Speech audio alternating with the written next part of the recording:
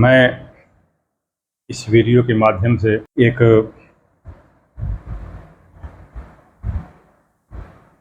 चीज़ की व्याख्या करने जा रहा हूँ, क्योंकि यज्ञ, तंत्र, अनुष्ठान, पूजा और नग इत्यादि धारण करना सबके लिए संभव नहीं हो सकता है। इसलिए मैं बता रहा हूँ कि कुछ उत्कट मंत्रों द्वारा कैसे अपने कष्ट को दूर कर सकते हैं।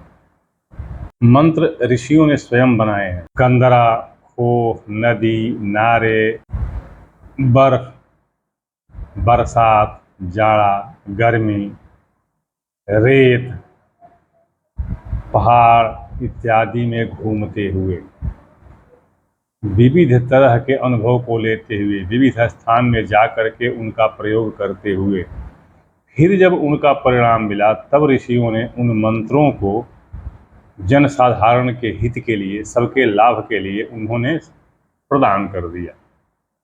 मंत्र काव्य कालिदास कह रहे हैं, इसीलिए कालिदास कह रहे हैं कि अपयगर्हिर मंत्र कृताम ऋषीणाम कुशाग्र बुद्धे कुशली गुरुस्ते यतस्त्वया ज्ञानमशेषमाप्तम लोकेन चैतन्यमिवोष्ण रश्मे।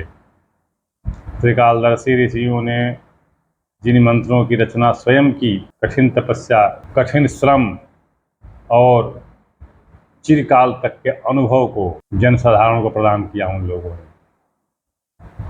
मंत्रों की महत्ता के बारे में एक चीज़ बता दूँ। मंत्र क्या है? शब्दों से बना हुआ है। यह नाद विज्ञान पर बना है। नाद विज्ञान मतलब शब्द विज्ञान पर, आवाज़, ध्वनि, उनके आधार पर ये मंत्र बने हैं। मंत्र अब इनका देखिए, जैसे मान लीजिए मैं पंडित जी हूँ, तो अगर कोई कहीं दूर से मेरे न देखने पर भी, जैसे मैं उनको न देख रहा हूँ, मेरे पीछे हैं, चाहे कहीं पर भी हूँ, और अगर वो बोलेंगे कि अरे पंडित जी, तो मैं घूम करके उनकी तरफ देख लूँगा। कहीं कोई मुझे तो नहीं बुला रहा है, भले वहाँ पर और कोई पंडित हो, लेकिन फिर भी मैं घूम के देखूंगा कि मुझे तो कोई नहीं बुला रहा है।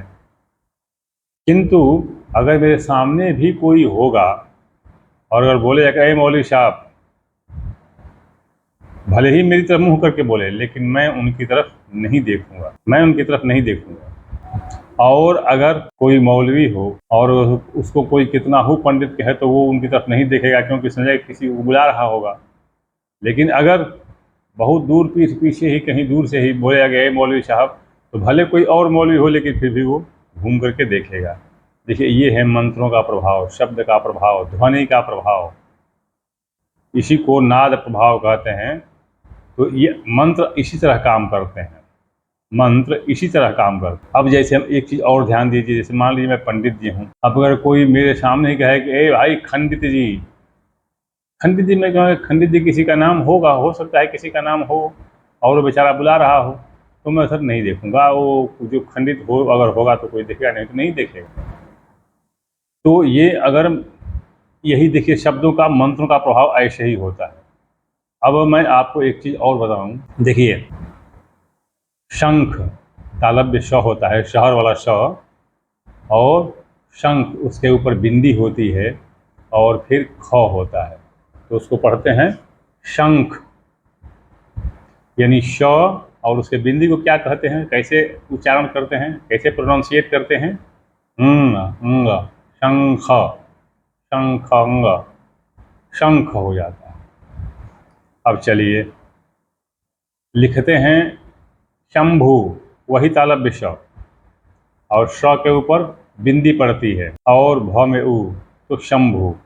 तो श के वही तालव्य स के ऊपर जो बिंदी होती है उसको क्या पढ़ते हैं? शंभु, शंभु, म, शंभु, उसी बिंदी को म पढ़ते हैं। देखिए, उसी तालव्य स में एक जगह बिंदी को अंग करके शंख पढ़ देते हैं, वो अंग हो जाती है बिंदी।